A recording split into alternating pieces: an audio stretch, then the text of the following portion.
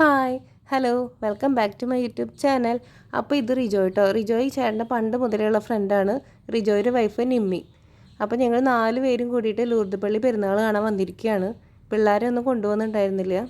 Lourdes പള്ളി പെരുന്നാൾ അത്യാവശ്യം തിക്കും തിരക്കും ഉള്ളത് കൊണ്ട് തന്നെ നമുക്ക് 4 വീലർ കൊണ്ടുവരാൻ എളുപ്പമല്ല. അതുകൊണ്ട് നമ്മൾ 2 വീലറിലാണ് വന്നത്. അതുകൊണ്ടാണ് കേട്ടോ പിള്ളേരെ നമ്മൾ കൊണ്ടുവരാതിരുന്നത്.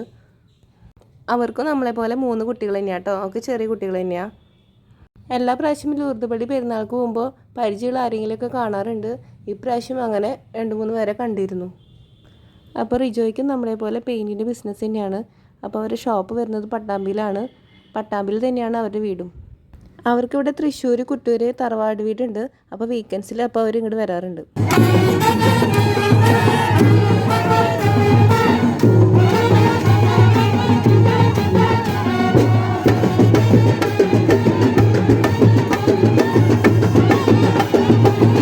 അടിപൊളി പെരുന്നാളായിരുന്നു കേട്ടോ. പക്ഷെ നമുക്ക് അധികം നേരം അവിടെ സ്പെൻഡ് ചെയ്യാൻ പറ്റിയില്ല.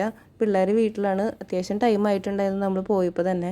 അപ്പോൾ അതുകൊണ്ട് തന്നെ തിരിച്ച് നമുക്ക് വേഗം വീട്ടിലേക്ക് എത്തണം.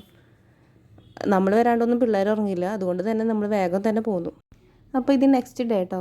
അപ്പോൾ കുറച്ച് പേരൊക്കെ വാട്സപ്പിൽ മെസ്സേജ് അയച്ച് ചോദിക്കാറുണ്ട് ചെടികളും പൂക്കളൊക്കെ എന്തായെന്നൊക്കെ. ഈ പൂക്കൾ നല്ല രീതിക്ക് തന്നെ ഉണ്ടായിട്ടുണ്ട്.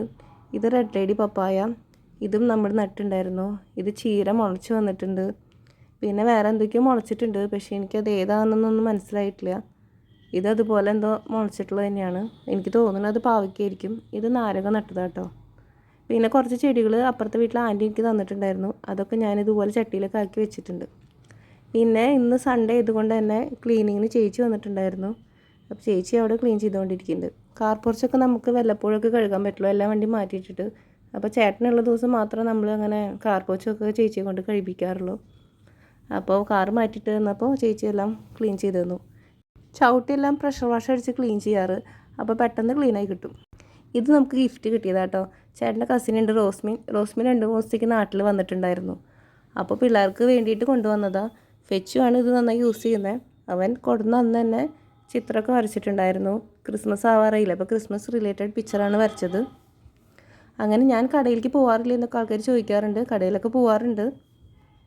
പിന്നെ കുറേ പേര് ചോദിക്കാറുണ്ട് കേട്ടോ ഈ പറമ്പിൽ വെച്ച ഫ്രൂട്ട്സൊക്കെ എന്തായെന്ന്. അതൊക്കെ കുഴപ്പമില്ലാതെ തന്നെ വരുന്നുണ്ട്. ഒന്നും കേടായി പോകുന്നൊന്നും ഉണ്ടായിട്ടില്ല. ചില ദിവസങ്ങളിൽ നമുക്ക് രാവിലെ കടയിൽ പോകുന്നേക്കാൾ മുമ്പൊക്കെ പോയി നമ്മൾ നനച്ചിട്ടുണ്ട്.